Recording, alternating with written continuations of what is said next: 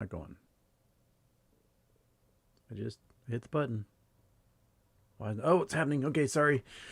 All right, intro. Ready? 3, 2, 1, go.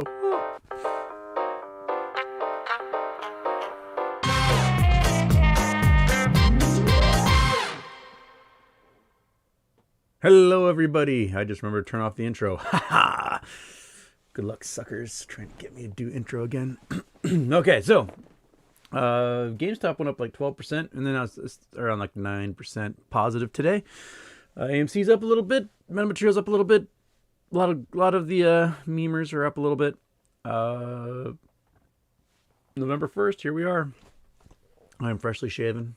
My friends and I shave midnight November 1st, and then we see what we can grow throughout the entire month.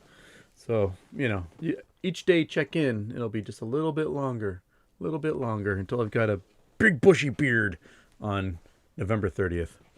And then December 1st, you get the fanciest mustache you'll ever see. My face is currently shredded. Absolutely zip zop. My face is ripped to shreds. A lot of pieces of tissue all over my face. I haven't shaved clean in 2 years.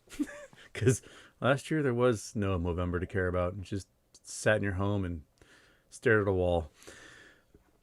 This year, we're up. We're live. We're doing it all over again. Okay. I don't really have anything to talk about much going into this, so we can just go to the chat, see what's going on there. Brandon T says, let it all burn. Hey, Houston, what if GME decides to leave DTCC and the hedge funds just decide not to buy and clear their synthetics? I mean, hedge funds are used to just getting charged puny fines. They won't be able to this time. This time it will be forced buying. So anyone who was in a short position on GameStop and GameStop's leaving the DTCC, the brokerages would be forced to liquidate and purchase GameStop to clear those positions. So they wouldn't have the opportunity. It's definitely a checkmate. There cannot be any GME shares left trading if the stock is removed from the DTCC. So that's where we are. We're waiting for that checkmate moment any moment now. NFT of some kind is going to be announced, and that may be the precursor to removing the stock from the DTCC and forming a new exchange off market. Yes. Okay.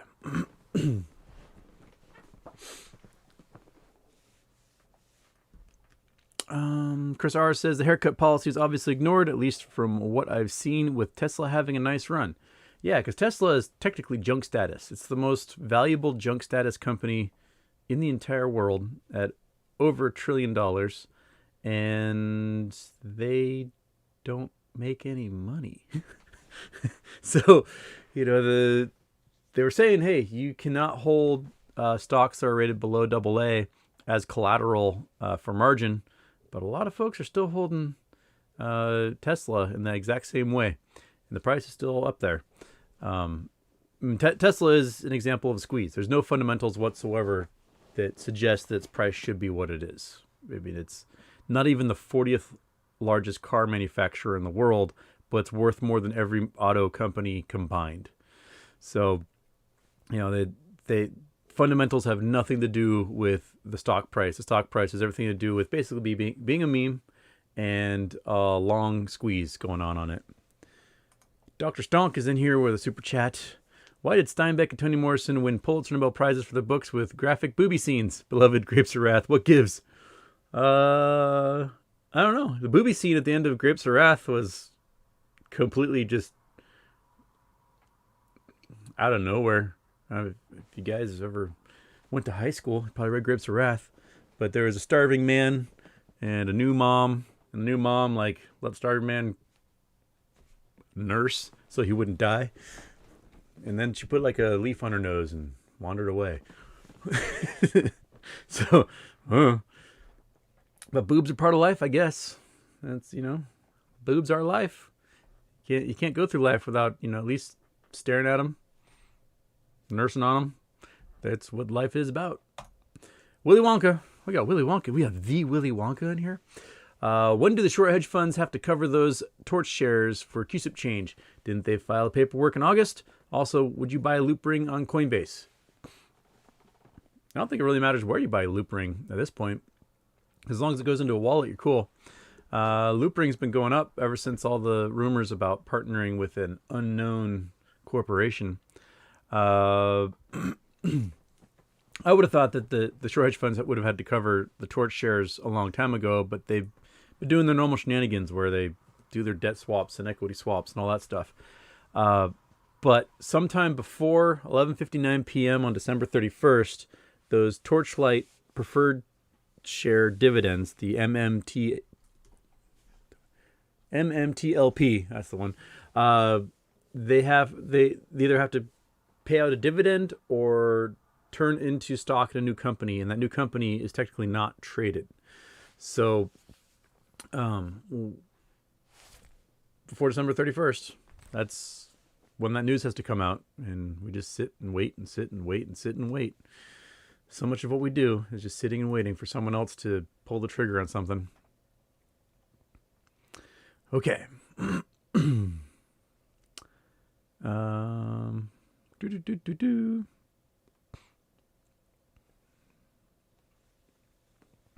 Rolnick says, Houston, did you know that translation of meta in Hebrew means death? So Facebook is building out metaverse, so it's kind of like universe of dead. Sounds awesome. Well, there is a dead book, like the collection of everyone's Facebook pages that are stuck up there, or Dead Space, whatever they call it, where all the people have passed away and their pages are just frozen in time.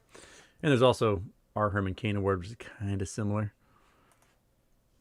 Hughes Smelted Delta Super Chats. Houston, how do you see the EV landscape working out for Tesla and other boutique shops? Do you think the big ice makers catch up and pass them?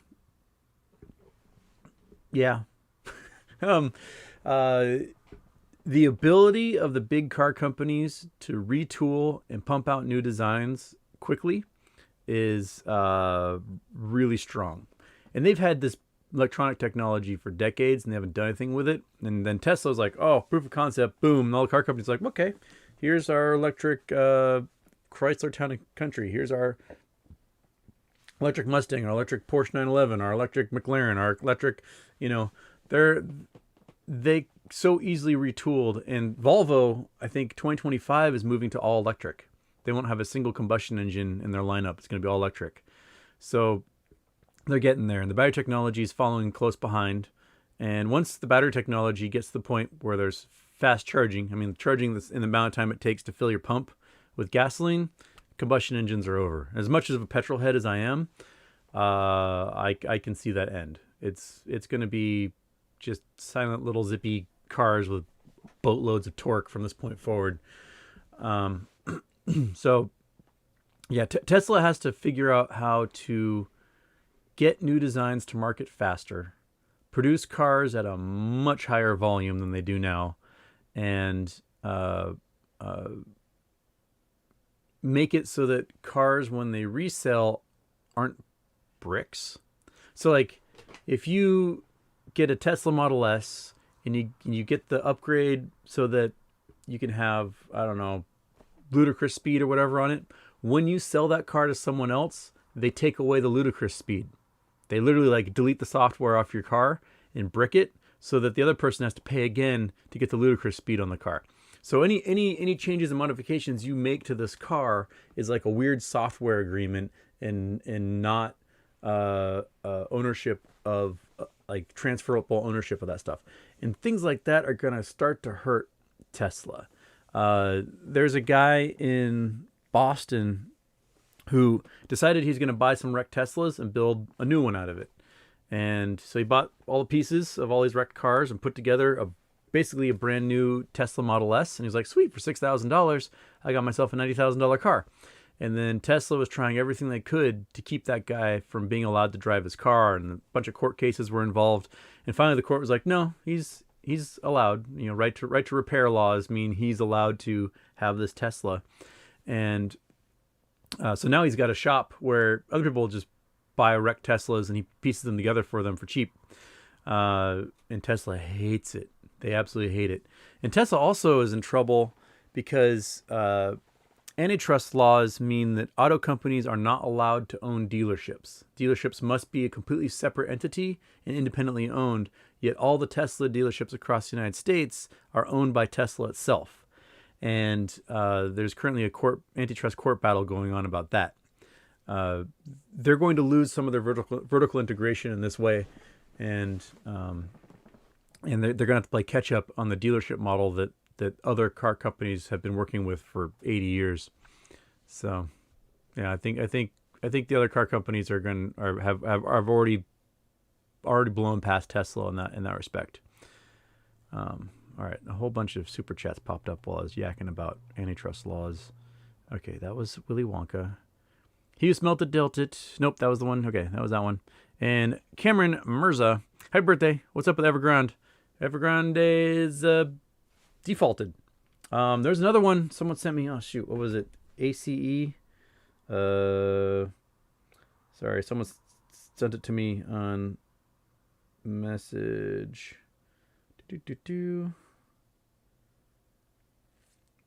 HNA.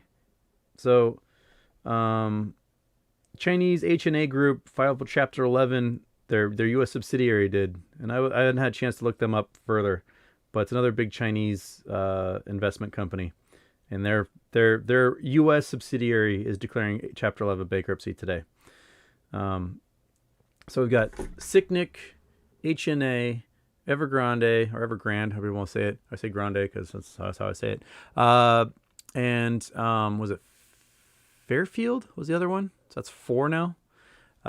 China is defaulting on this foreign debt, hundreds of billions of dollars worth. And essentially before the end of the year, a bunch of foreign investors are going to have to at least write off about $200 billion in debt. We lost that money. Gone. Poof, into nothing. So that's what's up. Matt Newton, trying to educate myself on climate change. What's a good nonpartisan source? ClimateGate looks bad, but not sure of good trustable info source. Well, what would be the best way? Easiest way? I mean, the easiest way is NASA, I think, does a great job with their climate change. Let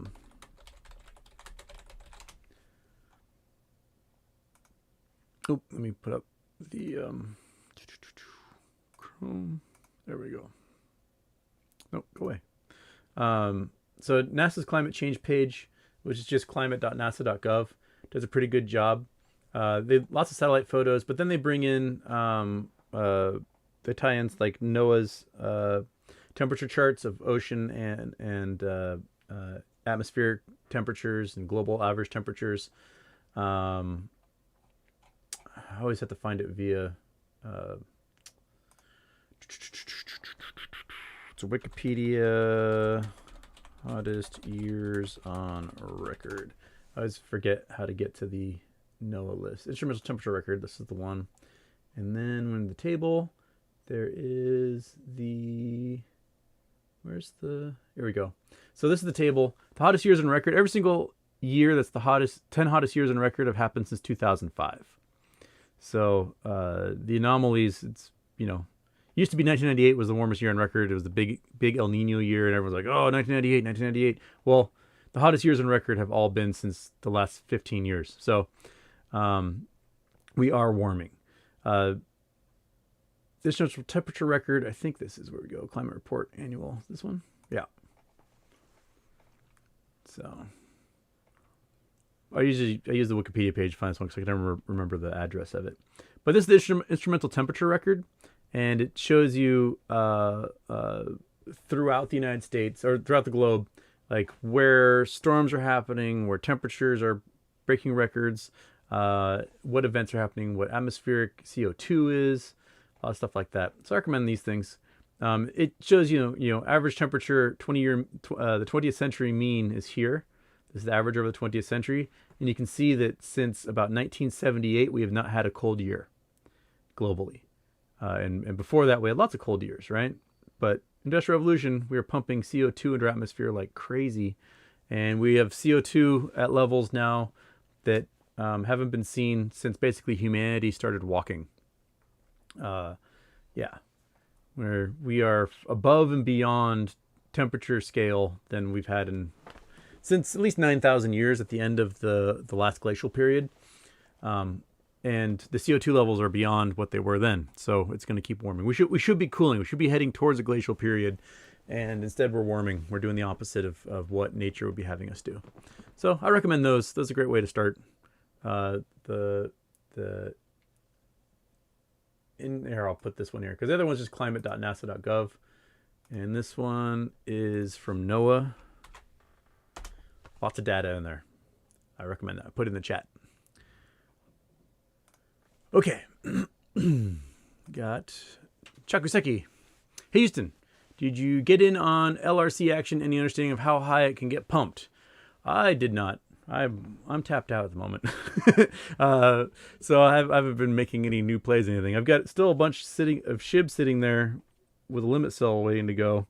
But what is SHIB doing this morning? Might as well see.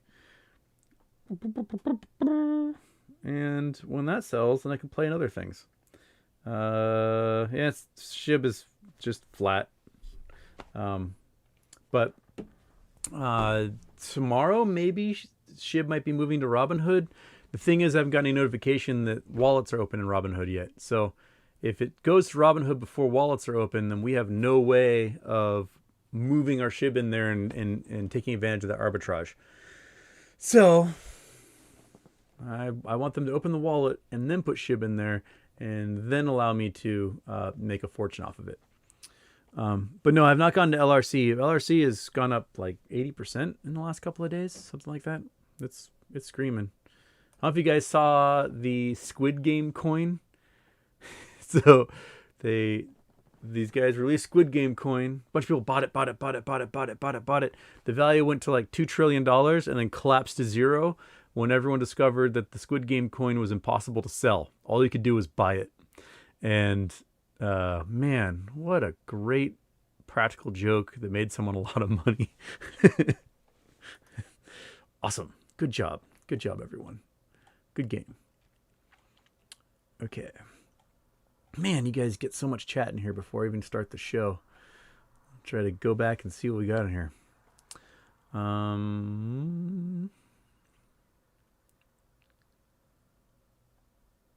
Okay. Ethan Binch? Am I saying that right? Binch? Do you think there is a chance that short hedge funds jumped on the AMC hype and sent shills to pump AMC, distracts from GME, builds equity in a stock they were already long on to help cover, and sneaky? I don't know, because AMC is only 15% or less institutionally held by funds and institutions. So there isn't a huge amount of shares owned by these guys that would be those long positions, because there's so much of the company is owned by retail investors. So I don't think that's the play, if there was a play happening on AMC that way. I think AMC's shorted like crazy, and the fact that the price has been steadily above $35 for going on 6 months now, not quite 6 months, 5 months now. That's where it's going to be, at least. I don't think it's going back down to $5. I don't think it's going back down to pennies. I think it's going to be above that. That's how I'm playing it. Hi, buddy. Hi. Are you desperately stuck in your room? Okay. Sorry, the dog's just staring at me. So yeah, I don't think AMC is a distraction from GME. No, it's yeah.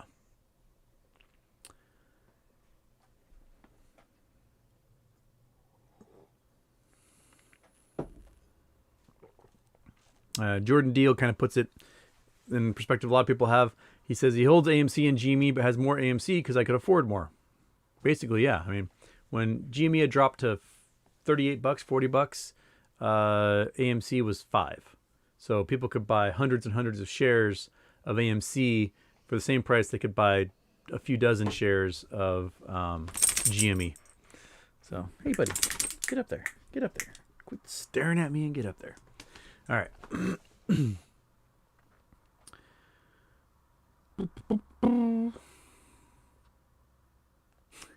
Crafted genius. Housty woosty woo woo. If you knew a meteor was on its way in 6 months' time, what would you recommend to stop it? Love you, Houst. Nudging. Nudging is the best way to deal with a meteor. Not blowing it up, because then you just create a whole bunch of other meteors that are going to rain down. You'd send a rocket up, and that rocket, you'd be carrying a payload of another rocket, and you would just go to that asteroid and turn the rocket on, just pushing it a different direction. All it takes is just a little bit of nudge in one direction or other, and that extrapolates into a huge, vast angular distance between the Earth and where you could send this thing. So that's what you do. You just go up there and just put some force on it and nudge it. Get it to go somewhere else. Try to blow it up. Well, you might be able to blow it up really, really far away, but 6 months close, that's just going to make a whole bunch of things come towards you at great rates of speed. And you're going to get yourself... what movie was it? Deep Impact, where they blew it up, but they still destroyed the entire eastern seaboard because part of it landed in the Atlantic Ocean.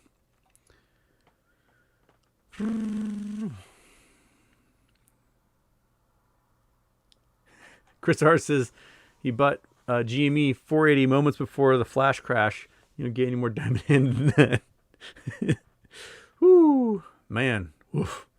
Hope he averaged down since then. Resident Flea, Houston. Did you hear that Barclay CEO quits after connection to Jeffrey Epstein? No, I'd not heard that. We really haven't heard anything out of what's that chick's name? Gas Can Maxwell, whatever her name is. She's been arrested. She's been in jail. No, there's been no leaks or reports about her coughing up any information on folks. But I have no doubt that Jeffrey Epstein was running a blackmail scam. I think that's exactly what he was doing. As far as I can tell, he wasn't doing investing. I think he was just blackmailing people and then getting favors and cash out of them. And they're like, okay, here's money. He had a weird period where he went to Ohio and lived with the guy who owned Victoria's Secret.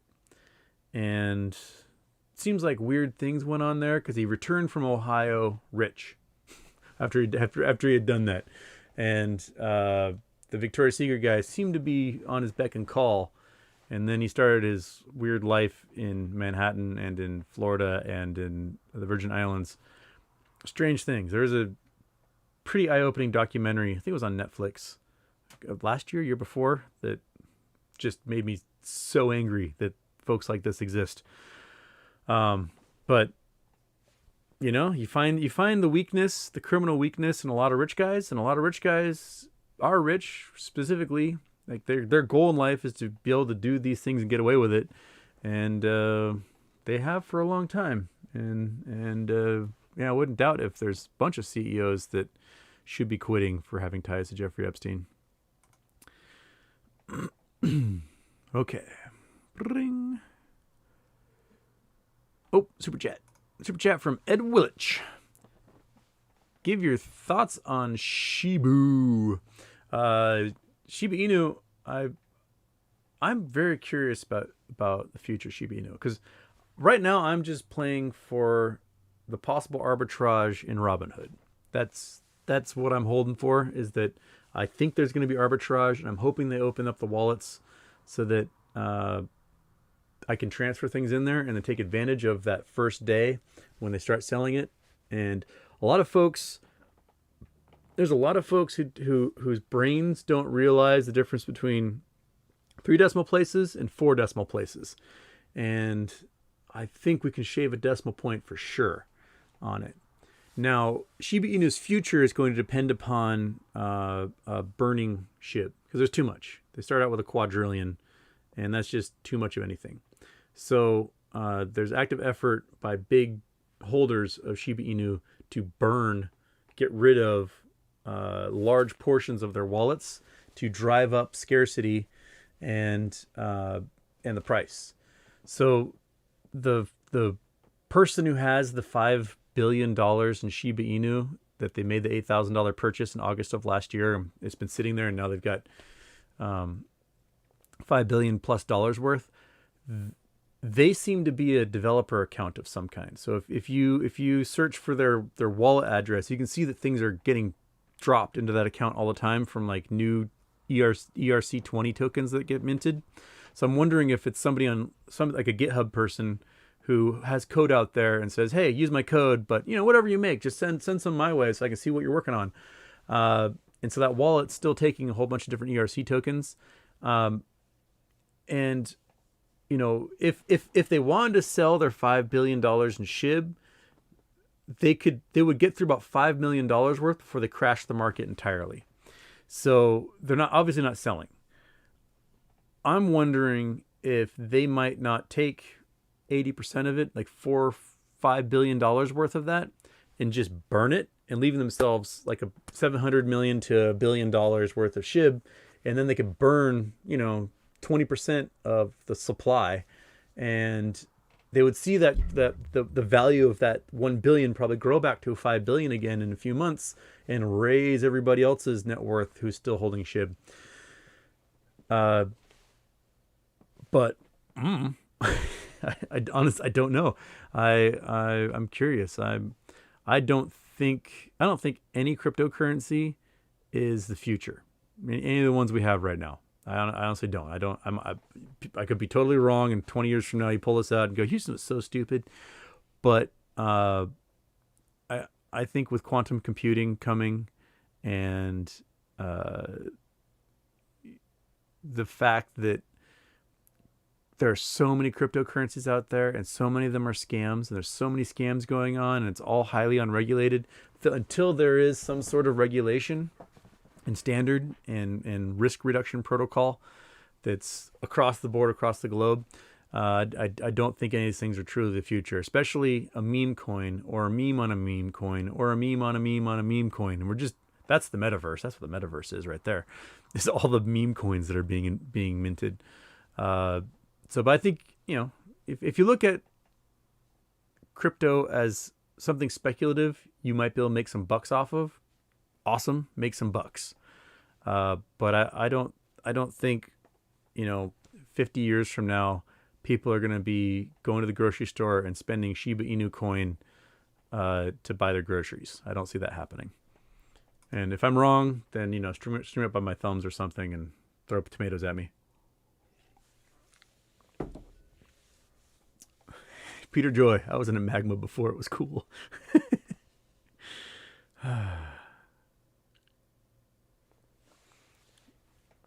Chris R says, you should have intro in its own scenes and have to turn it off every time. Well, that goes back to me trying to figure out how I did all this. It was mostly Goose. Goose Studios. Dead Goose Studios? What? My brain's melting. Angry Goose? The Goose. The Goose helped me. Supreme Vortex, what do you think of Zillow having 93% of the properties at losses? Yeah. Zillow's AI wasn't very So what happened was Zillow was seeing that you could flip houses in the market for profit, right? Oh, you buy at this price, 2 months later you can sell it for 10% more and make a killing. So they developed that they got their realtor's license. So Zillow itself is a real estate agent. It can list homes on the MLS and do all these things. And what they did was they created an AI to go out there and buy homes. So when people would put their house on the market, Zillow would come in and buy the home just instantly, be like, mine, here's a check, done. And the goal was wait a few weeks, relist it, sell it for more. And so it's just basically they're doing payment for order flow of houses, right? And so payment for order flow means you have to be able to get it cheaper than what you're going to sell it for, right? And they bought up all the homes in lots of areas. And I think the story was on Phoenix. The 93% of the homes Zillow bought are now selling for a loss in the Phoenix area. There's a couple other cities they mentioned in there too. So they bought hundreds and hundreds and hundreds of homes and waited a little bit and tried to sell them. Well, people aren't moving to Phoenix. they, you know, they it's hot and miserable, and housing market is kind of flattening out anyway. Maybe it may be even heading towards a drop. We've got tons of evictions and foreclosures, and we've got a credit crunch, and people are having a hard time getting mortgages. And so Zillow's AI went nuts, bought all these places hoping to flip them, and now Zillow is holding the bag on a potential housing crisis, which is what happened when the last time we had all those foreclosures. Was a whole bunch of individuals were flipping houses like crazy, and then all of a sudden couldn't sell their homes anymore, and then their high interest rate, adjustable rate mortgages kicked in, and they went belly up. They all got foreclosed on. So I think Zillow might be the bag holder for a lot of this right now. Yeah. So, and then someone says, Lil Beef's asking about GMG. Let's see what GMG. I hadn't looked today. See what GMG is doing.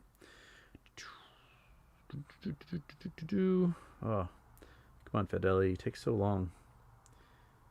It's one thing. Fidelity's beta just takes forever. GMG's $3. What? Nice. Way to go, buddy. Yeah, we're at $3. I like it.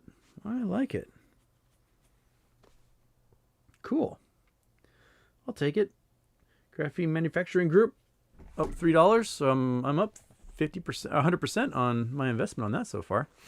Yeah, they've announced last week their partnership with Bosch to build their new gigafactory, whatever they're calling it. So in Australia, in Queensland, they're going to be building this huge plant for making their aluminum ion batteries. And Bosch is going to be doing the tooling for it. And so they broke ground in September, I believe, on the buildings. And now the tools are going to be built by Bosch, specially done. And I think it just means that, the proof of concept must have worked really well. And their goal is to make these plug and play batteries so that you can take the battery out of your lithium ion battery out of your phone, replace it with a graphene aluminum ion battery, and then all of a sudden your phone, which will have to get charged every day, only needs to get charged once every, I don't know, week or two. And then it would charge not in 4 hours, but it would charge in 60 seconds. So their goal is to make battery cells that are plug and play.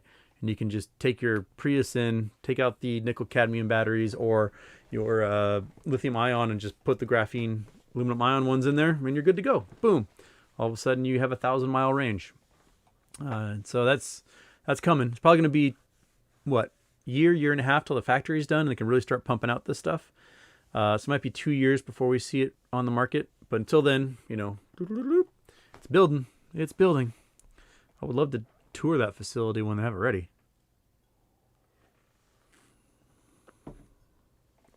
And while Wheatwell says, I'm freaking out for seeing you all shaved. So smooth. So baby smooth. My lip feels weird because I always have hair right there.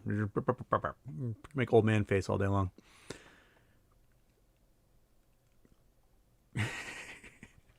Chico Rico got the great big bushy beard reference. Great big bushy beard. My old roommate, Mark, he's a big-time biologist. He had the cover article in Nature a few years ago for sequencing the coelacanth genome. But he's from that area in West England where everyone talks like a pirate. And so, Hot Fuzz was filmed, I think, in his hometown near Gloucestershire. Yeah. Great big bushy beard. He talks about how his dad talks like a pirate because that's where all the pirates are from that area. Yeah, I like the shirt, Eric. Zip up Letterman sweater. Yeah. Woo, sexy.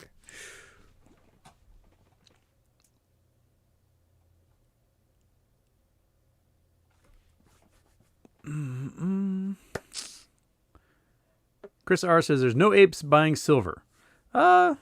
It wouldn't be bad to get gold and silver because when the market goes, that's what you want to be in, and you sell that sucker 3 months in to the collapse, and you're good to go.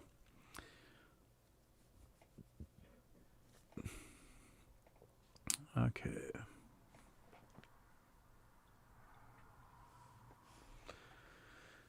Mike Millspaw, good day, Houston. According to Big Lou today, a lot of AMC orders are not being fulfilled on different platforms. What say you? By the way, nice haircut. Thank you. I haven't heard about that. My guess is AMC prices will be going up a lot more than they have been, right? It went up decently, 4%, almost 5%. Kind of flatlining after hours. So yeah, not bad. But my guess is a lot of the orders not being fulfilled is probably just naked sales. They're just throwing synthetics in your account. So if the order's not fulfilled, they throw a synthetic in there, and they still want the money to change hands. So people are just buying synthetics like they always are.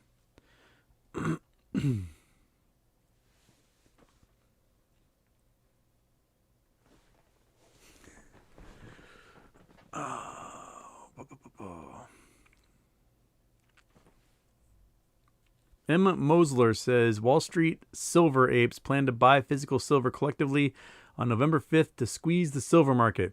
What do you think about this plan? I think a lot of people on Wall Street silver are going to go to jail for manipulating the market. I mean, you can do schemes like this with crypto, but you can't do it with regulated commodities. If you try to do it with stocks, you try to do it with metals, you might face manipulation charges. But you can go on the Poloniex exchange or Coinbase Pro or whatever, and you can manipulate crypto as much as you want because there are no regulations about that. But I think Wall Street silver guys might get into some trouble.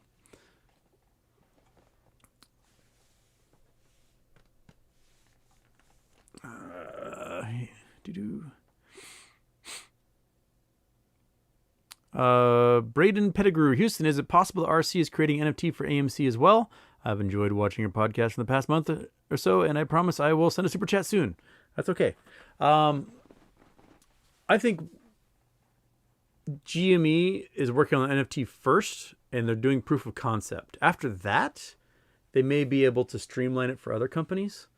But I don't think they're working on the other company's aspect of it yet. I think they want to make sure that their side is dialed before they agree to take on the burden of other companies doing the same thing.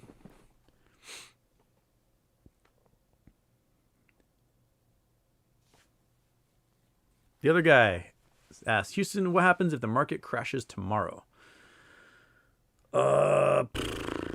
Well, if the market crashes, then we have a whole bunch of hedge funds where their assets under management shrink. If their assets under management shrink, then all of a sudden their margin liabilities are much, much larger, and they get margin called. And if they can't get the cash together because the market just took a dump, then they're going to get liquidated.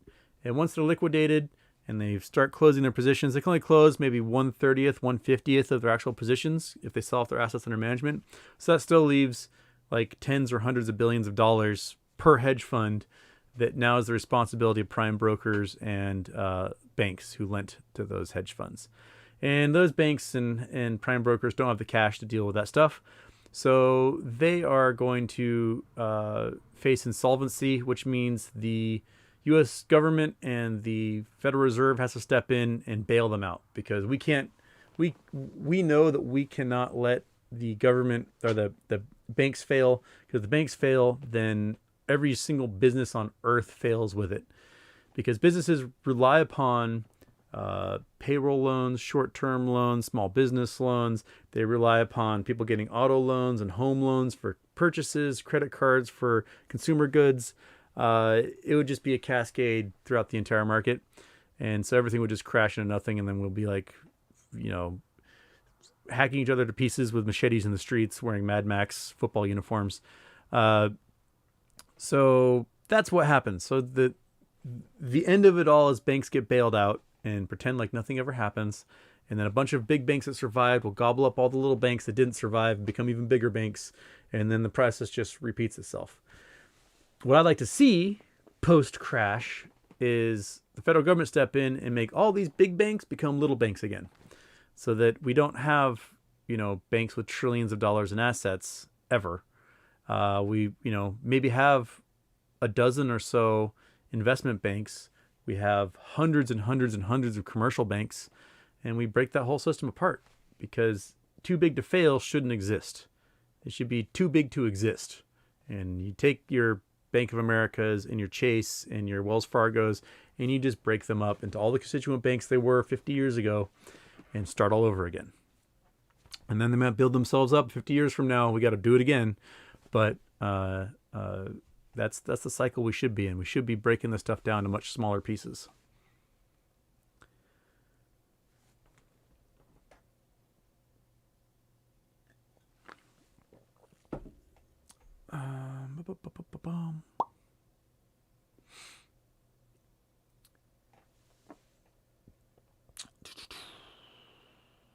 Mike Millspaw, more than 500 private jets carrying politicians and execs to this week's CC conference will belch out 13,000 tons of carbon dioxide, exceeding the emissions of 1,600 average Scots for a full year. All right. Yeah, I guess so. Interesting thing about the air travel industry, though, is, I'm not talking private jets, commercial airliners, that full commercial airliners actually get better gas mileage than something like a full Toyota Camry. You're looking at about 70 to 150 miles per gallon per passenger on a full passenger jet. And the cell phone industry, just the production of building a cell phone, has a larger carbon footprint than the entire airline industry. And that doesn't count the usage of cell phones, the charging them and such, but also the server farms that exist to power all of our programs in the cloud uses like twice as much carbon as the entire airline industry, which is pretty remarkable. Think about that. Whenever I see people tweet and they're like, "Stop flying on planes and going places. It's ruining the environment." I'm like, well, shut off your phone. It does more damage than flying on a plane does. The manufacturer of, I think it's the manufacturer of one cell phone is the equivalent of flying like Los Angeles to New York and back, something like that. So it's pretty incredible. I mean, the mining process to get all the parts for it, it's not the most sustainable thing in the world. And we throw them away every 2 years and get a new one. So we're constantly changing them over. Okay. Pure Chase has given me coordinates. So let's go to the coordinates. He said, don't forget about the elevation.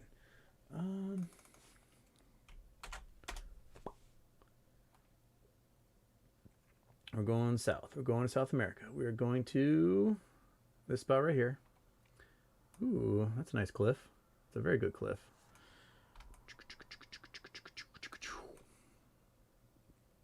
I dig it. It's a very nice escarpment there. Got a little lake. We got other side here, Painted Hills. So let's oh yeah, we got Painted Hills here. I forget the name of this place. We're in Argentina or something.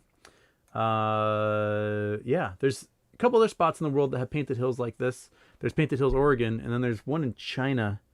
In real life, these colors are much the hues are much brighter than what's happening on this relief map here. Let me see if I can find Chrome. Try to Google it for a sec. Go to Chrome. Painted Hills, Argentina? Is that what I'm looking for? Yeah, here we go. That's what I'm looking for. Painted Hills, yeah. So the colors are much more vibrant. So this is the ones in Argentina. And then there's Painted Hills, Oregon. Which, yeah, they're beautiful. Absolutely beautiful. About a 5-6 hour drive from where I am. They're cool. This is all ash laid down by lots of volcanic explosions. And you can find like saber-toothed tiger skulls in the hillsides. Well, you shouldn't because of the Antiquities Act. But archaeologists sanctioned by the government can find saber-toothed tiger skulls And toed horses. Horses before they had hooves were found here as well. There are some mini ones too, like size of cats and dogs that were horses. And then there's ones out in the desert in China. Yeah, the ones in China are really cool looking. Look at these things. What? I want to go here. Rainbow Mountains. I'm sure some of this has been augmented with Photoshop, but I would like to go and see for my own eyes what these places look. Look at that. That's gorgeous. It's like someone melted a bunch of crayons. I want to go there. I want to see that with my own eyes and go, I saw that, and then go home. But yes, cool places. Cool places indeed. A pure chase. Okay, back to Big Houston.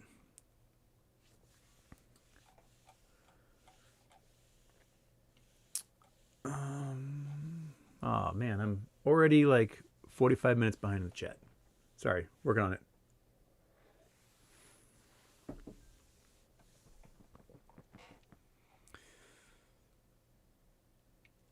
Yeah, man says jailbreak the Tesla. Yeah, jailbreak it.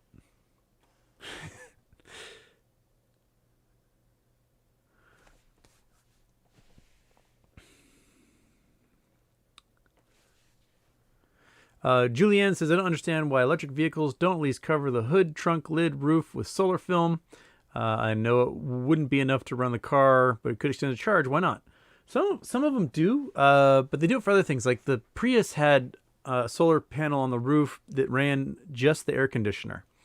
And then there's, what's the name of that? Is it Apex?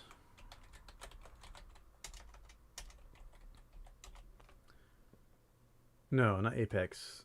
Aspen? No. Shoot, there's an electric car company that the whole car is covered in solar film, and it gets like 1,000 miles per charge. It starts with an A. They advertise all the time on my Twitter feed. It's not Apex. That's a supercar.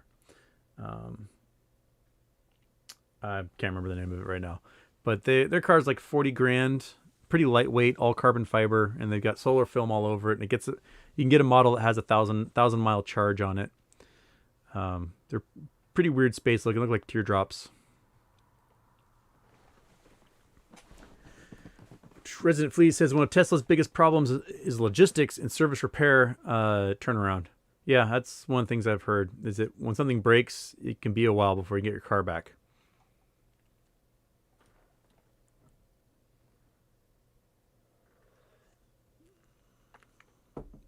Oh, there's Nathan98 talking about the partnership with Bosch, with GMG. Yeah, that's the thing.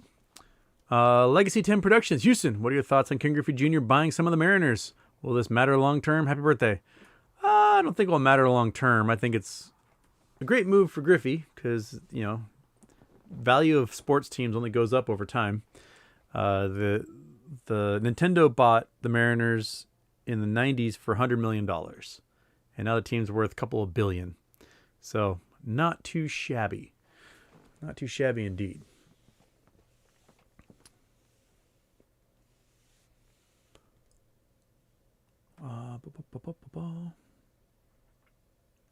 Peter Joy 931 says Burger King to offer Bitcoin? What? Burger King offering Bitcoin? Scene. All right. Burger King.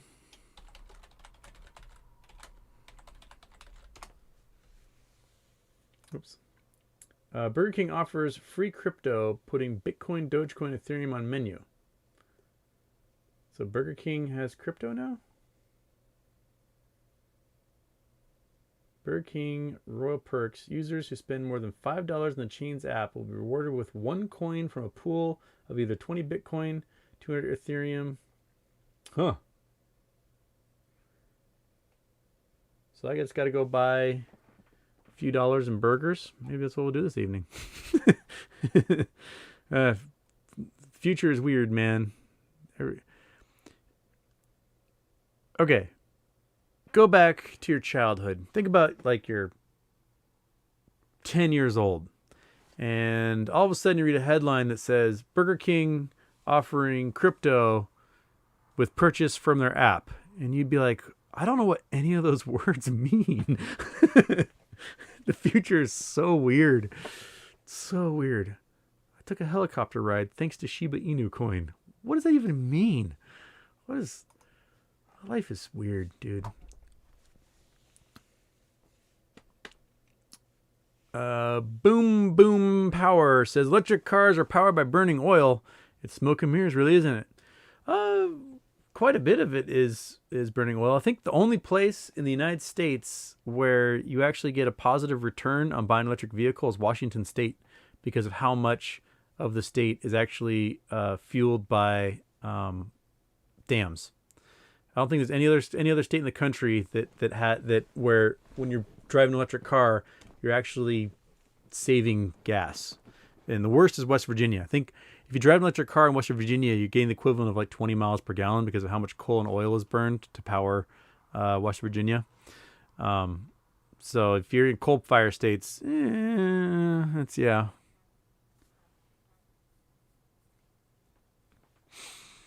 He who smelt a delta says, my geology professor was convinced that climate change would result in a massive ice age, not a period of heating. I can't remember the mechanics exactly. Carbon sequestering somehow? No, it's due to the shut off of the Gulf Stream. I talked about this a few months ago. So if we get out of Argentina here.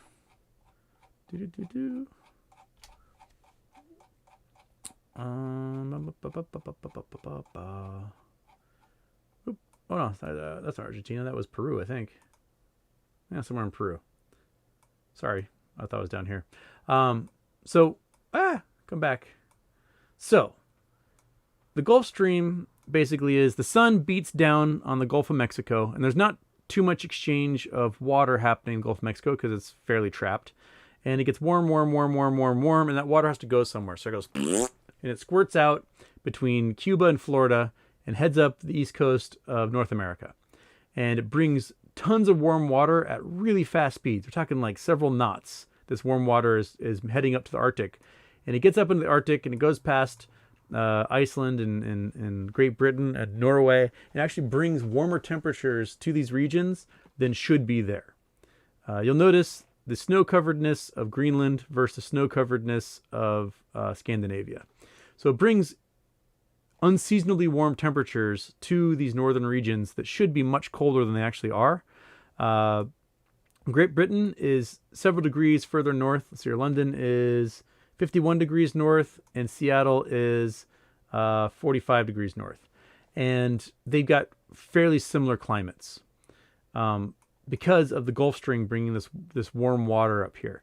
Now, if Greenland melts, if Greenland warms too much and dumps a whole bunch of fresh water into the ocean here, fresh water floats on top of salt water. Salt water is more dense. So all this fresh water ends up floating on top of the Gulf Stream, pushing the Gulf Stream under the surface, meaning that the air temperatures don't have their unseasonably warm temperatures that keep this stuff largely from becoming a block of ice, and will bring essentially an ice age to northern Europe as a result. It will just shut off the Gulf Stream. So Greenland melting can cause an ice age in Europe. That's basically the predominant hypothesis right now, as a result of all that fresh water getting dumped on top of the Gulf Stream and pushing it underneath the surface. And since fresh water freezes at a much lower temperature, you'll get a lot more freezing in wintertime in the northern Atlantic, and you basically just have a big giant refrigerator going on. And that's the basis behind your geology professor probably talking about how climate change could result in sort of an ice age, but the ice age would be probably for Europe itself. I'm not sure how that would affect thermal patterns in the Pacific, because there's not as much land ice out here. Although if we get a whole bunch of melt from Antarctica, that could make the roaring 50s turn to do weird things. This is all lots of fresh water, brackish water in here. So there you go. And I missed a super chat while I was talking about that, so let's see if we can find it. M. Mosler. Sorry, Mr. M. Mosler. Thoughts on Elongate, promoted by Kimball Musk. Maybe Elon plans to use this project to do this charity thing for world hunger and so on. I don't know. I know nothing about it. I'll have to look it up. Which one's Kimball? Kimball's brother?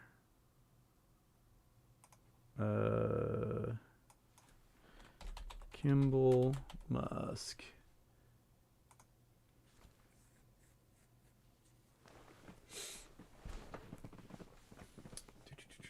Yeah, that's his brother. And of course, first thing that pops up is a picture of Kimball with Jeffrey Epstein. Oh, yeah, he's a restaurateur. Well, he's a restaurateur and he wants people to have access to food. That's what the KimballMusk.com says. So there you go. Deck P, Houston, what would the GME share recall look like with all the synthetic shares in circulation allegedly? Massive buying. They have to clear those books and have to get rid of every single solitary synthetic share before the real shares are removed from the DTCC computers. So it's going to be forced buying. It's the only way. That's the only way you can do it. Because if they don't do it voluntarily, you got to force them to do it. And that's what we're going to be looking at is the forced buying, which means the price is going to skyrocket and we get our squeeze. Because they're forced to buy our shares and they have no choice. They got to get rid of them. And if we decide to infinity pool and hold on to our shares, then the entire system goes and doesn't know what to do.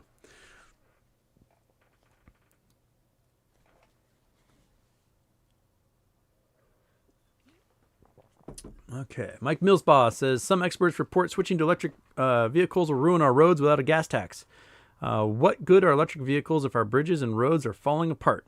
Well, that just means we've got to figure out a different way to pay for them. Some of them are looking at calculating mileage taxes because they're already having problems with the fact that cars get like twice as much gas mileage now as they did 20 years ago. So gas taxes aren't raising as much revenue. And people, aren't commuting as much now. There are a lot more people working from home, so they're not driving as much. And so we have to figure out different ways to pay for these things. Or, more mass transit. Riding the bus isn't that bad. So yeah. Felix, is this classified as a painted hill? Sorry if someone has already done this. Let's see here. Let's Google Earth this sucker. Google Earth. Bing. Bing. Oh, do not like that location. Is that west or east? Let's put a W in there and see if that does it. If it's not that, then we'll try east. Nope, must be east. Okay. Bounce somewhere else in the world here. We are in... Where are we? Cyprus? Where is this? That's literally a painted hill.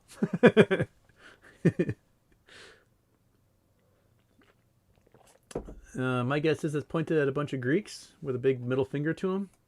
A whole bunch of Greek people over here going, hey. Yeah. Yeah. You can see that hard line dividing the nation there. There's a big giant ghost town. Where's that ghost town? Is it down here? That was forcibly abandoned. I'm not finding it. So basically, I can't remember if it was a bunch of Greeks that were living there and the Turks forced them out, or a bunch of Turks and the Greeks forced them out. But there's like a big giant resort town that's completely empty as a result of the civil conflict there. I'll have to look it up. Giant ghost town, Cyprus. Varosha. Come on, Google Earth, get up there. Varosha, Cyprus. Here you go. Well, now it's taking me to Maris. I don't think this is what I was looking at. This is not the ghost town. Why are you taking me to a different place entirely? That's not the one. Oh, no, it's Maris. Oh, reopened after 46 years. Oh, so it reopened last year. So it's no longer a ghost town. There we go. That's why. All right. That's why it doesn't look like a ghost town anymore. They reopened it. So yeah, so this place was a ghost town for 46 years. And I guess they allowed people back in last year. Oh man. I wanted to go visit a ghost town there.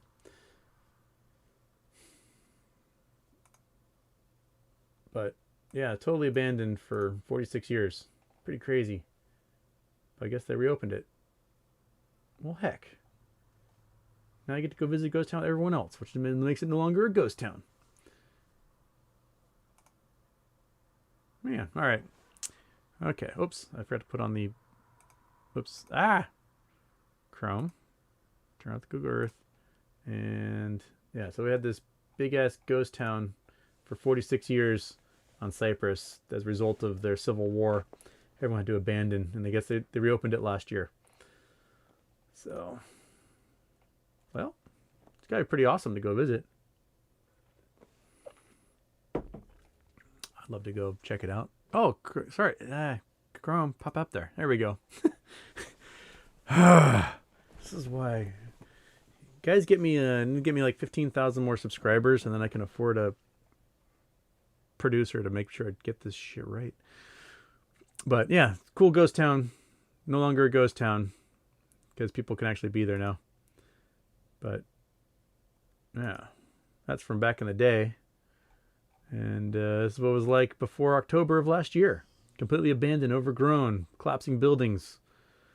Yeah. I'd like to go visit someday. Okay. Did I miss anything else? Whoa. So many chats happen while I'm looking at a map.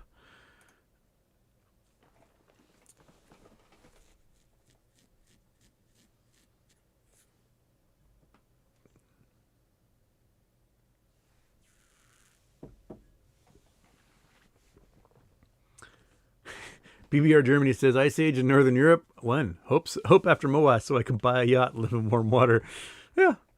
Pretty much the goal, right?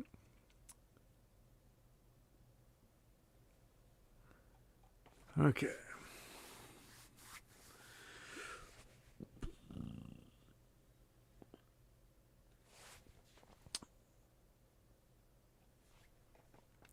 Eric says, Houston, my buddy wants to start his own salsa company, which I think is a horrible idea.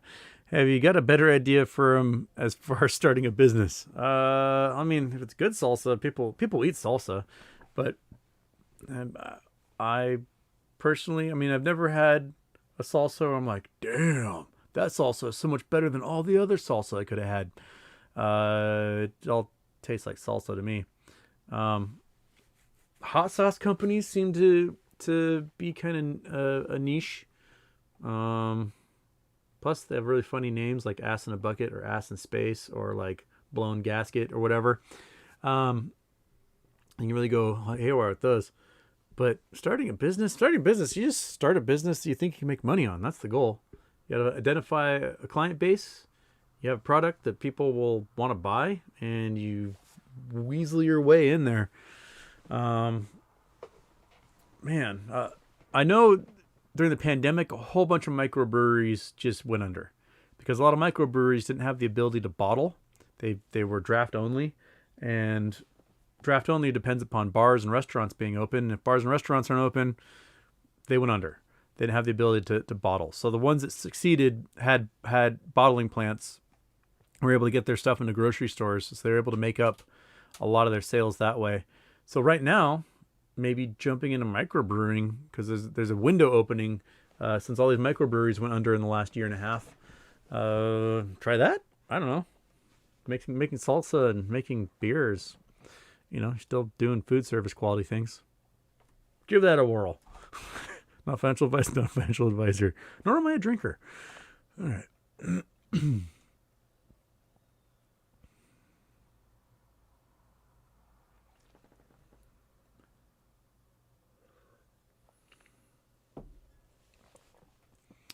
Well, public transit doesn't suck if you invest in it. That's the thing. You can go to a train station in Taipei or China or Germany, and it's wonderful. You can go to a train station in New York City, and it is garbage zone because they aren't spending any. They spend more money on policing the transit than they would lose by people not paying the ticket in New York. It is like millions and millions and millions of dollars more paying for police officers to bust people who like jump the turnstiles than the money they would lose from people jumping the turnstiles. We just need to spend more money on transit and less money on war. That's simple. You spend the money on making people's lives better here rather than destroying lives halfway around the world, and you'll notice an appreciable uptick in the quality of public transit.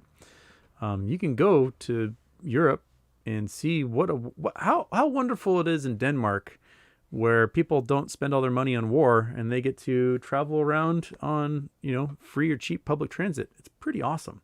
Taking the trains in Europe is magnificent, absolutely spellbinding and cheap, and I recommend it.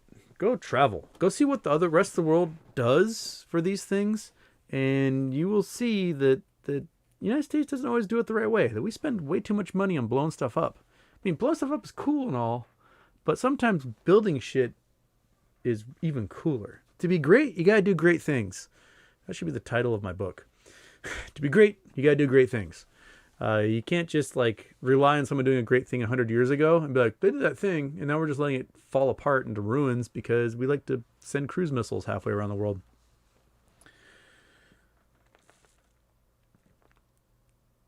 Ba-ba-boom.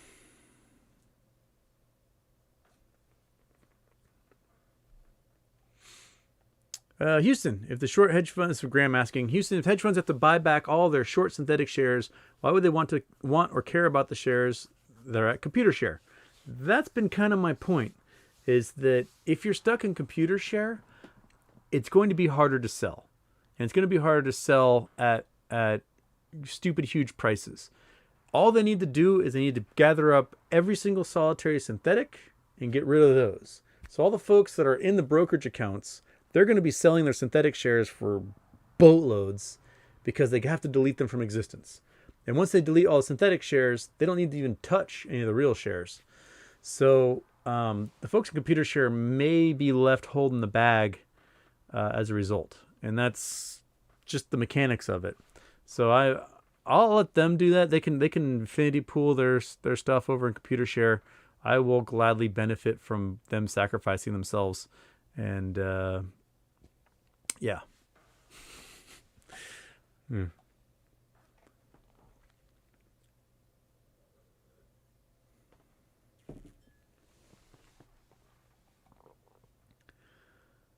Ba-ba-ba-ba.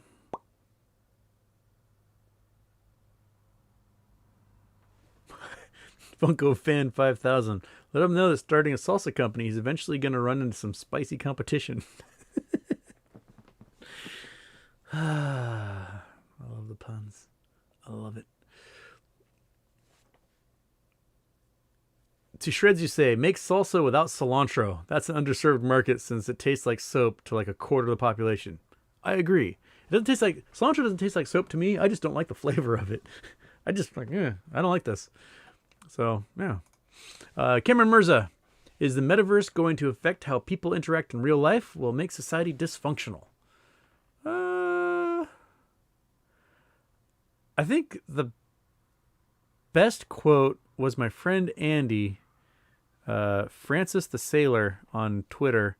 He said, Facebook is pretending like people are going to be having corporate meetings on the metaverse when in fact it's just going to be two dudes dressed up as wolves having sex with each other virtually. I think that's going to be the metaverse. Is going to be a bunch of furries just going to town on each other in the virtual world. So we all know that's what the internet's used for in the end anyway, is the naked stuff.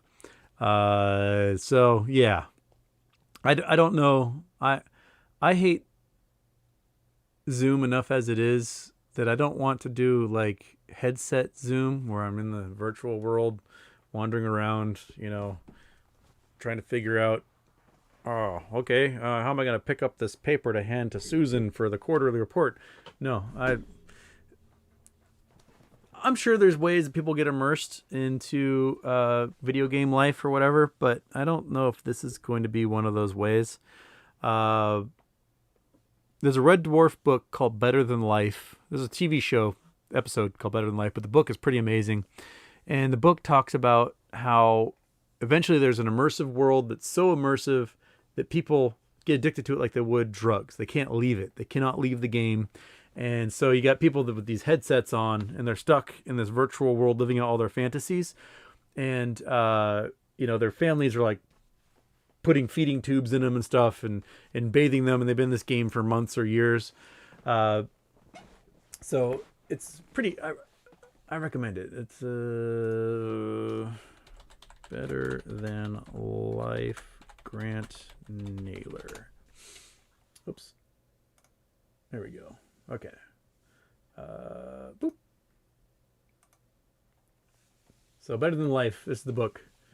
I gave all my copies to my little sister, so she has them. She read them all. But the Red Dwarf books are fantastic, absolutely brilliant sci-fi, and they're hilarious. So I recommend all of them. Just read them from start to finish. Probably list the other ones here. Family Welcomes Colorful Drivers, Backwards, and yeah. So I recommend. And there's The Last Human. That's the most recent one that came out, probably 2007. I recommend all of the Red Dwarf books. They're written by the guys who wrote the TV show, so it's not like some contracted writer who jumped in there. But it's absolutely brilliant sci-fi and so funny, and it looks at the future in a way that's just absurdist and like, what's the worst possible path humanity can take? Let's write a book about it. It's brilliant. So I recommend that. That's a Houston recommended read. Is recommend the Red Dwarf series. As much as I love the TV show, I might like the books even more.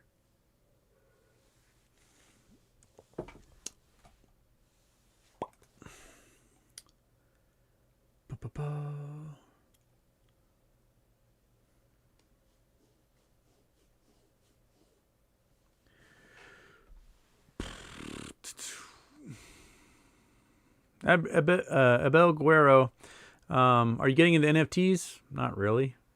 NFTs at this point are money laundering. Like the NFTs, like the pictures, people are smoking monkeys and stuff like that. It's all money laundering.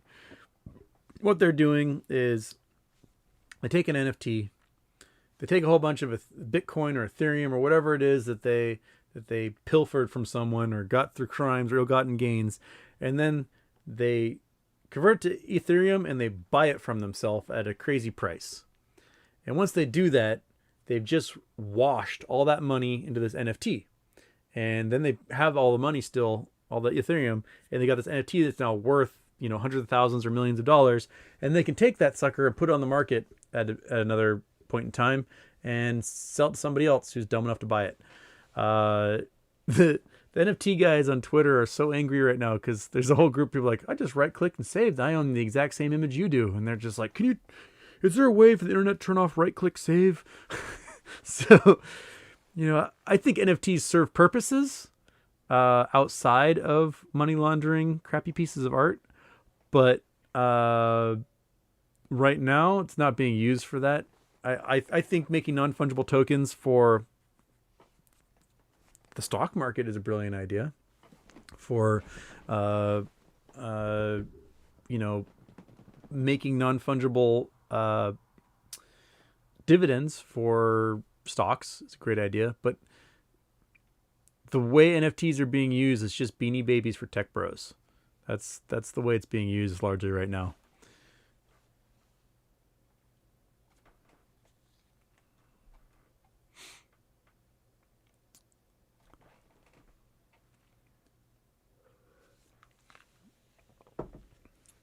Tyler English, did you watch Dune? Yes, I've read all the books, even the weird ones.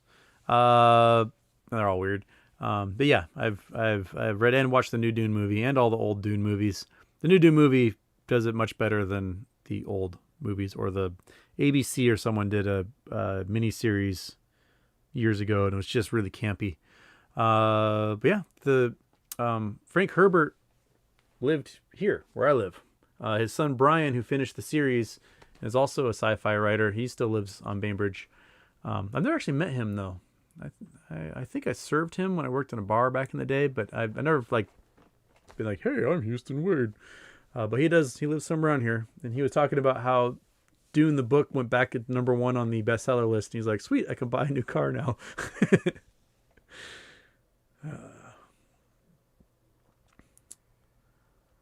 Like, oh, Piven gave me some coordinates. Looking like we are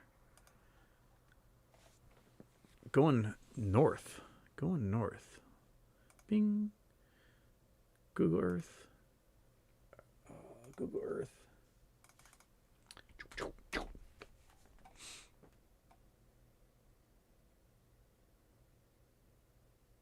Where are we? We're somewhere in North Island. Yep, we are in a little community of domes. Look at these domes. What are these? Well, we got some domes way up here in the Northlands. Where are we? We are up in off Norway on what's this place called? Turga Blurga Durga. I can't remember what this place is called. There's the seed repository, I think, is up here, and I can't remember what's the name of these islands. Come on, Wikipedia, pop up the little name thing for me.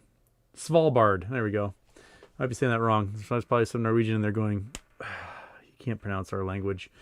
Svalbard.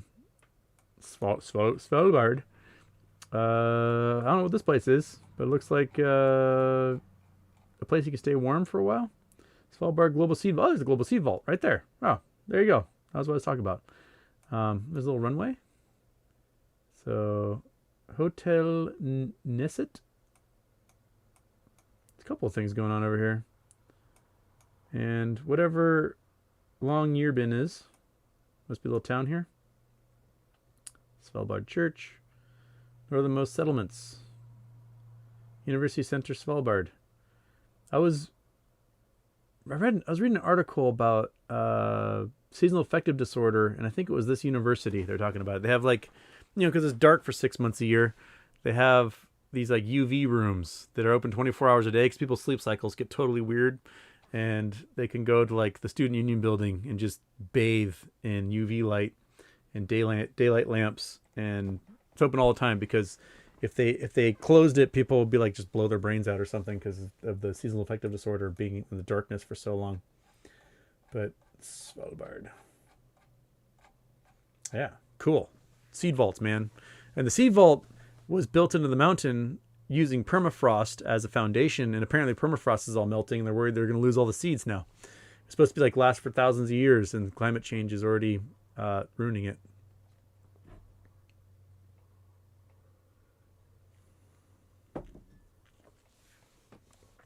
That Canadian dude says the NFT can give individuals legal right to use the image commercially. Sometimes. But there are also images that have nothing to do with legal rights. Someone just took someone else's image, NFT'd it, and sold it. So there's no guarantees that the image you're getting, actually you have the legal rights to it. You may just be spending a bunch of money on an NFT that somebody made essentially illegally of someone else's image. So we can have all sorts of problems with that.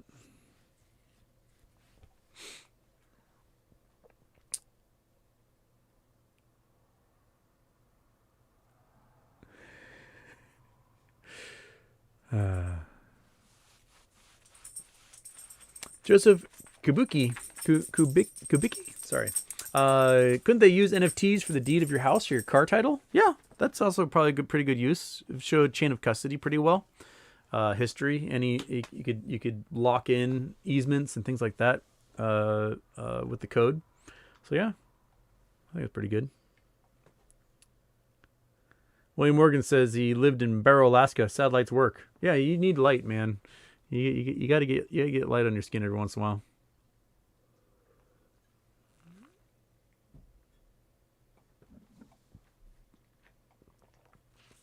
while. Abel Guerrero says, metaverse, blockchain, virtual reality.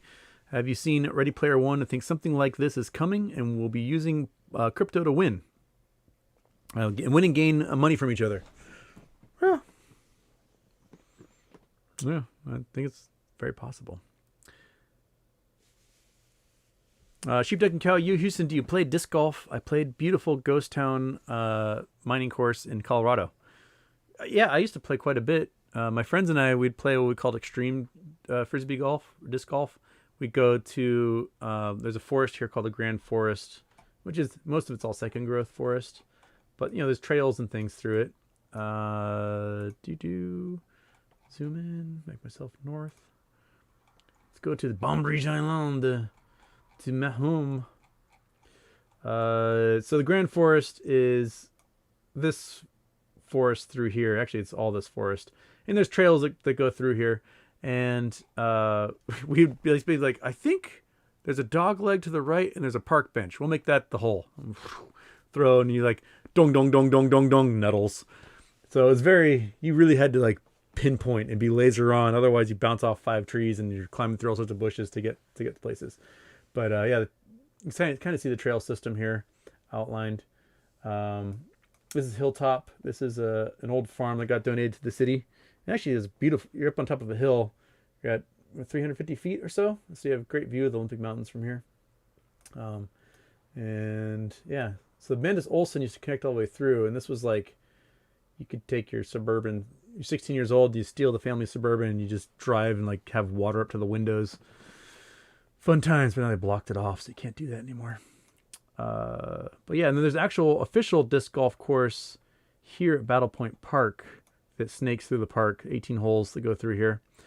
Battle Point Park was an Army installation, and the tower. So there was Fort Ward down here in the south, and Fort Ward Tower is a radio tower, transmitter tower that recorded Japanese communications, and they sent it to Battle Point Park here, and this little building,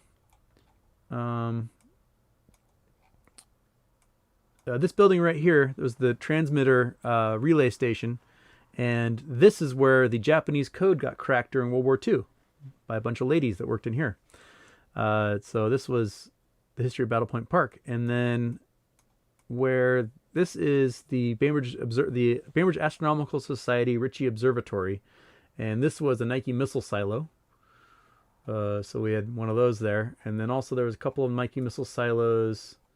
Fletcher Bay Drive, Northtown Woods. All right, where's my high school? Is this High School Road? No, that's High School Road. Okay, so Strawberry Hill Park. So this is Strawberry Hill Park, and this is a skate pool. That was also a Nike missile silo. And then another park down here in the south. Wherever. I'm not in Rose, Eagle Dale Park, Eagle Harbor Park. Somewhere up here. Another Nike missile silo site. So there's a whole bunch of Nike missile silos that are out here. And the bunch where they built the Walmart in Paulsbo is Nike missile silos as well. They built all these like giant holes in the ground, put a bunch of nuclear weapons in there, and the idea was, oh, the Ruskies are going to send nuclear weapons our way. What we'll do is we'll launch our nuclear weapons and we'll have them all explode in the atmosphere and just kill everything. I don't know what the point of the Nike missiles were. And eventually they're like, that's a terrible idea. Let's get rid of all these things after they've been sitting in the ground for 15, 20 years. But yeah.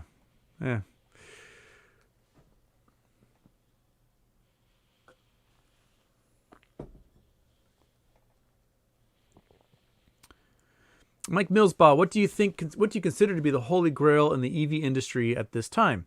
Ultra-fast charging stations, solid-state batteries, lithium-ion batteries, recycling sector, or other. I think if GMG Group gets out there and their battery is able to be ubiquitous and go into everything, I think that will be a huge game changer.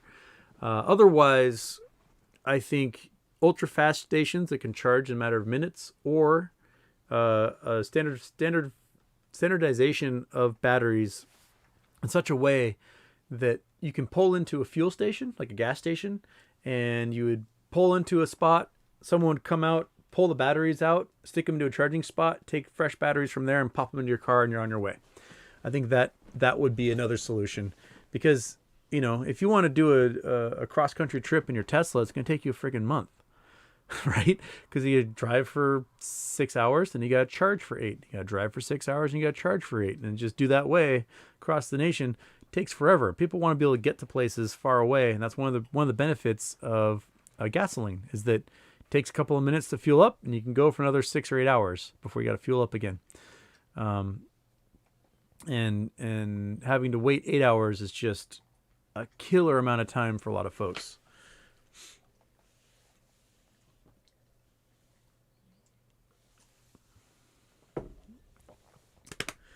Joseph Kubicki.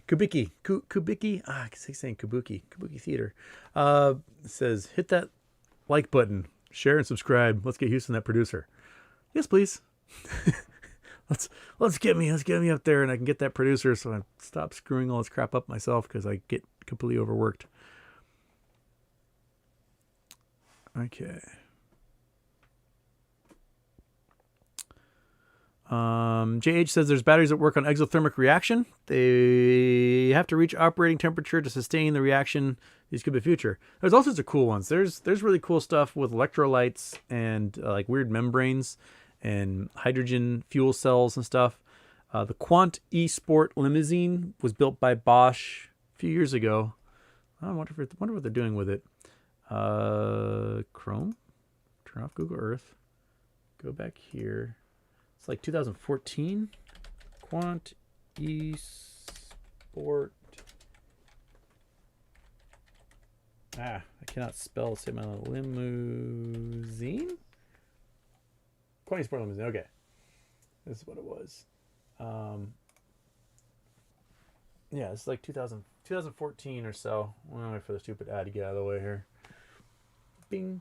So this was a weird fuel cell where they took what essentially was, I don't want to call it seawater because it isn't seawater, but it's a saline solution with electrolytes in it, and they pump it into this battery, and the two different directions pass this membrane, and electrolytes transfer sides, and it generates an incredible amount of electricity.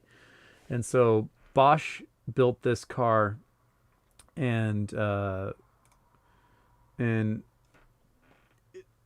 it's like 900 horsepower, gets 300 to 400 miles per like junk of whatever weird seawater they put in there.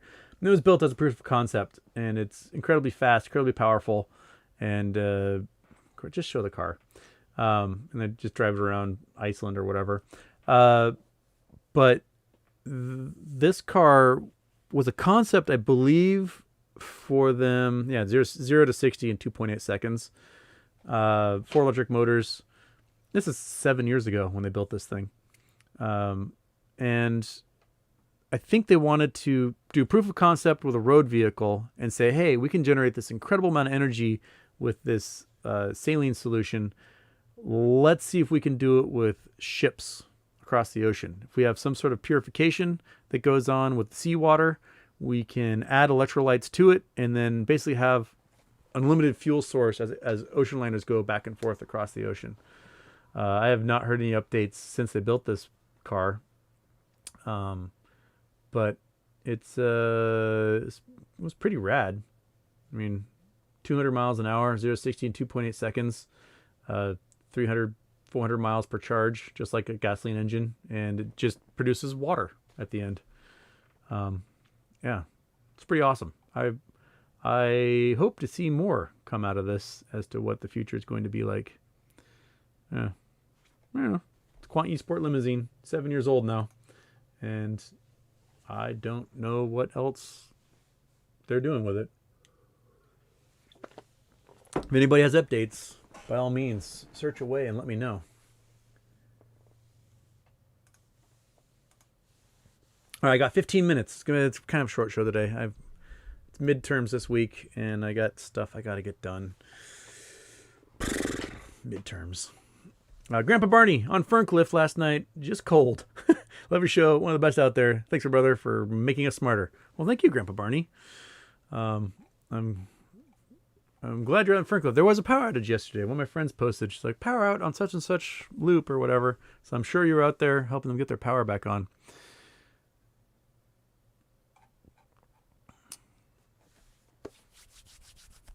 Mike Millspaw says AMC report its results for the third quarter ended September 30th, 2021, after market close on Monday, November 8th. So next Monday is AMC's earnings report.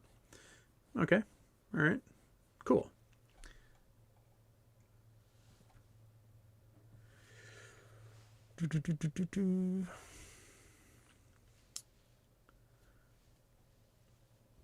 That's exothermic reaction one.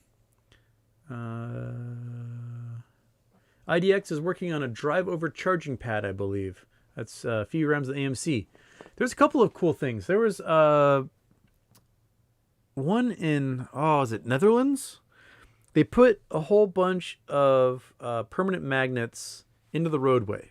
So the long-term solid-state magnets along the roadway. And when you have a moving charge, you create a magnetic field. When you have a moving magnetic field, you create an electric charge. So essentially, by driving over these magnets, they were charging the car as it was driving. Similar way that like a solenoid works for charging your electric toothbrush. So to make things phallic, you have electric toothbrush with a hole in the bottom, and then you have a solenoid that moves a charge back and forth, or and you in the hole is a magnet, and when you bing, the solenoid ends up moving that charge back and forth and creating a magnetic field, which then transfers the magnet, creates an electric field, and charges the battery inside of your electric toothbrush. So you get that male-female action going on. And so working kind of a similar way, you have a whole bunch of magnets in the road, and you drive over them. You are translating that magnetic field into an electric field and charging your battery. The one problem I think they had with doing it was that the magnets were so strong that it actually slowed down the travel of the car. So there might be other ways to do that sucker. Space Monkey says sent a DM on Twitter about Cyprus Ghost Town. Sweet. I will check that out when I get a chance this evening. Yeah. Harris Wasim, Houston, what price do you think GME could realistically go during MOAS? The retail will be able to sell it at. Just want you to know your opinion. 6, 7, 8 figures, maybe more for the peak. I think the peak of GME is going to be historic. We'll see prices that no one ever thought possible for a stock that has a volume of 70 or a float of 50 million or whatever. I think we're going to see just tons and tons and tons of shares sell for stupid prices. Felix says Neo has battery swap tech. I think battery swap tech. All these car companies may need to get together and say, hey, we need to standardize these batteries, their size and their power or whatever, so that we can swap them out at charging stations. I think it's going to be good. Yeah, man says the first Red Dwarf book is awesome. Dude, they're so good. They are so unbelievably good. They're so good that very rarely do I reread books, but I reread all the Red Dwarf books. I think the books I've reread in my life are the Red Dwarf books and Stranger in a Strange Land, and those might be the only ones I ever reread. The others are just read. I'm like, cool. I'm moving on in my life, but the Red Dwarf books are brilliant. I may reread them again someday. They just make me laugh so much.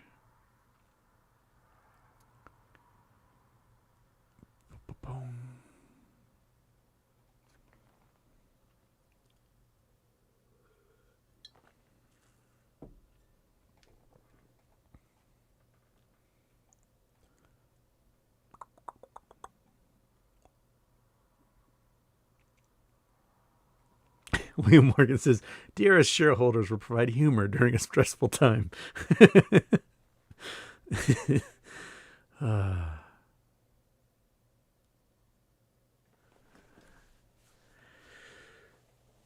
American Motors Corporation says, please clip your tax rant from the charity show. I hate to take away from the spirit of charity, but the rant's priceless. It needs to be shared and not as aggressive as you might think. I may have to go back and do that. Rusty might be upset. Sorry, Rusty. But yeah, rich need to pay their taxes, man. They need to pay their taxes. Grok. Yes. Grok.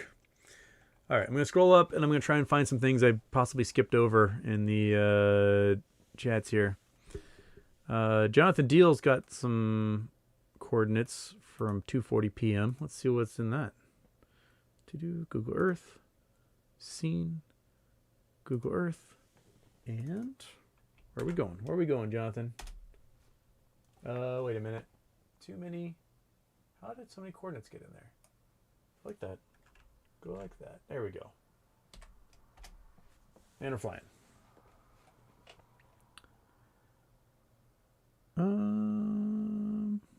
We are in a bay. So what did he say about it? He says, "What do you know about the story? Do you believe there's treasure hidden?" Are we near Oak Island? Is that where you're trying to get me to? Because right now we're in the middle of the ocean. Middle of a bay here off of, where are we? Nova Scotia or something? We're Nova Scotia. We're trying to get to Oak Island?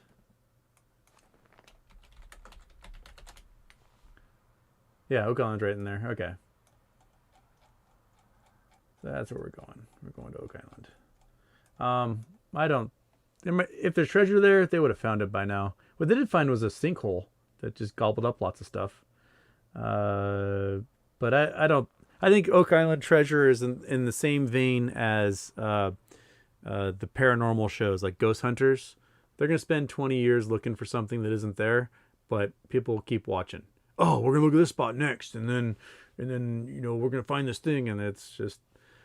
There is treasure out there. There's lots of treasure out there. People find treasure. They find coffee cans full of gold eagles. They find lost treasure and stuffed in people's walls of houses.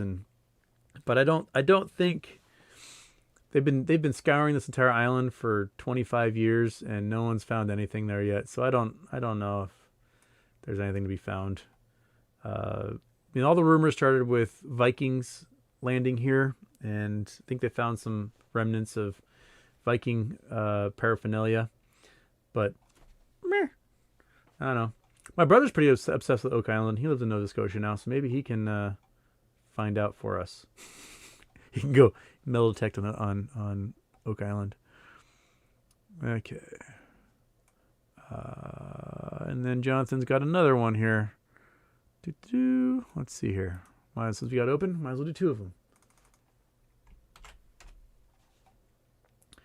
Where are we going? We are going south. We are going to Florida? We are in... Where are we? Where is this? What is this place? Oh, we're in Disneyland. Disney World. Yep. There's Disney World. I don't know why we're there. Hey, everybody. Welcome to Disney World. Yeah. What is all this? All those American Adventure. I've never been to Disney World, so it looks huge. Wonders of Life. Is this all Epcot? Spaceship Earth, Epcot. Parking lots. There's a lot of parking there. But no, I've never been to Disney World. Man, look at all that parking. Holy cow. So much parking. Indiana Jones. If you go to Disney World, how long does it take to go through the place? What's over here? Disney's Coronado Springs Resort. Disney Art of Animation Resort. There's a golf course. How long does it take to go through Disney World? Look at these parking lots. Holy smokes. Dude. So much. Parking lots. Those are all parking lots also. That is Animal Kingdom. So that's where you go safari through Florida. Yeah. You're looking at $100 a day or more per person per day to be able to do Epcot, to be able to do Disney Hollywood Studios, to be able to do Animal Kingdom. It's just ridiculous. What's this one? There's Magic Kingdom, Walt Disney World Magic Kingdom. Dude, how many square miles is Disney? Get them away thing. So from there to there, 7 miles. That's so much land. Holy cow. Yeah, I've never done Disney World. I was reading an article once by a guy who took an internship for the summer at Disney World, and he said it was the greatest sexual conquest of his entire life. That it was him, 10 gay men, and about 4,000 super horny Disney fangirls, and that he'd never slayed like that before and will never again.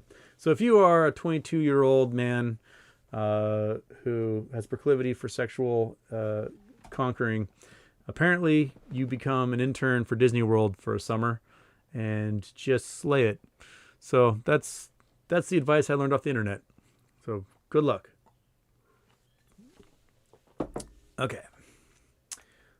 I got 5 minutes, folks. 5 minutes.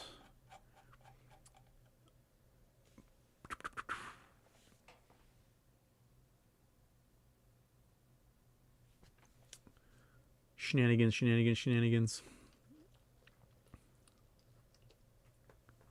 Have you read Killers of the Flower Moon? I have not read Killers of the Flower Moon. I'll put that on the infinite list of books you sent us to read.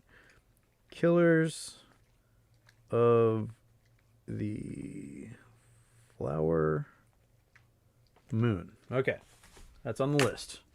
Killers of the Flower Moon. I have no idea what it's about. We'll put it on there. One of the viewers told me about a book he wrote. Looks like a crime thriller called Mea Culpa by Fahran Noorani. So I got it off Amazon. I've got it on the list. I'll get to it eventually. I just got it in the mail the other day. Might be like 6 months out before I have a chance to read it. But yeah, if you're a viewer and you wrote a book, I'll read it. I'll get there eventually. So just tell me about it and I'll go. I'll get it.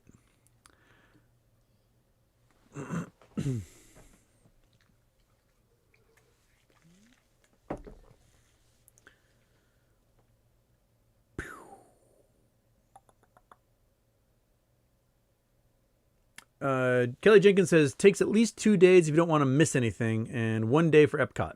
All right. Interesting. What's the square root of Epcot Center?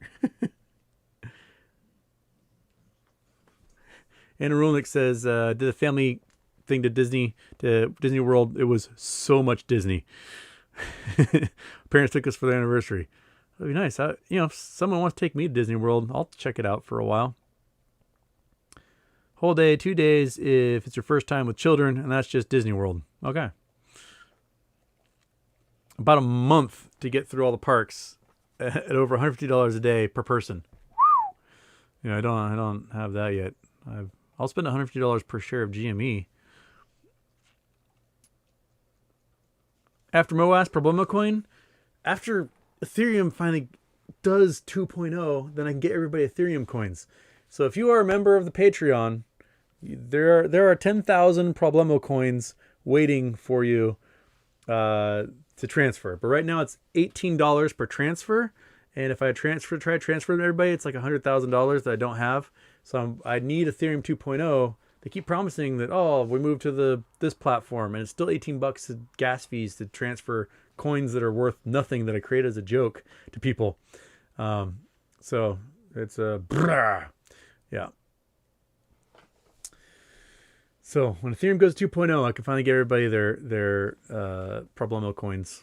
There's only 100 million Problemo coins in existence. I decided I was not going to make like hundreds of quadrillions of them because that's just weird and pointless. Because there's only 155 million Bitcoin, so why not make 100 million Problemo coin and see from there?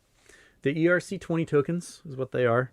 And if I finally get them transferred to people, they can actually start trading on an exchange, but I can't afford to get them transferred to anybody. So there we go. All right.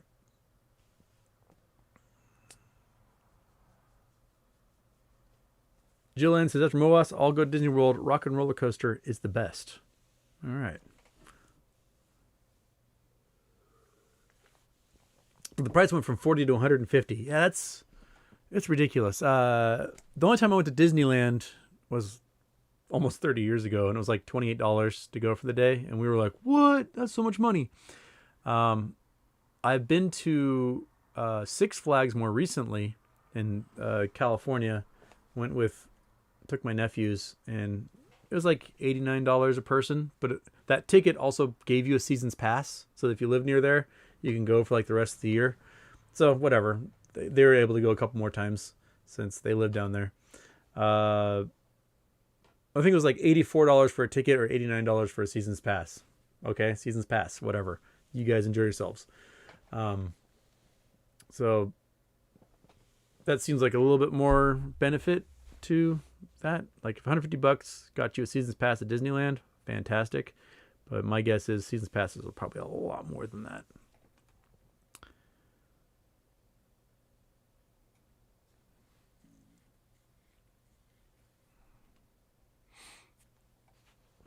And Rolex taking the family to Disney's Galaxy's Edge at Disneyland. Do it. And Jason Blackwell says 7 days to do Disney World and all the parks. Yeah, I'll get there someday.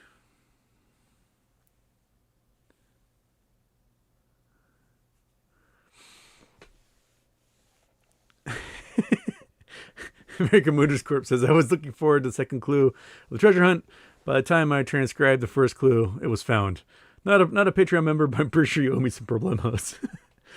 I think if I do a second treasure hunt, and I was hoping to have like a Kickstarter or something to do that. I was going to include like 10 million problemo coins on a thumb drive for that one. Yeah. Yeah, well. Okay, one more. If I can find one more question here, and then I gotta get going. Gotta do my regular work for the day. Did I miss any questions? Scrolling. People are talking about Prague. I still like Prague. Seems like some sort of short squeeze play, but I have not dove deep at all into it. Oh, Get Real, put the Patreon in there. Thank you, Get Real.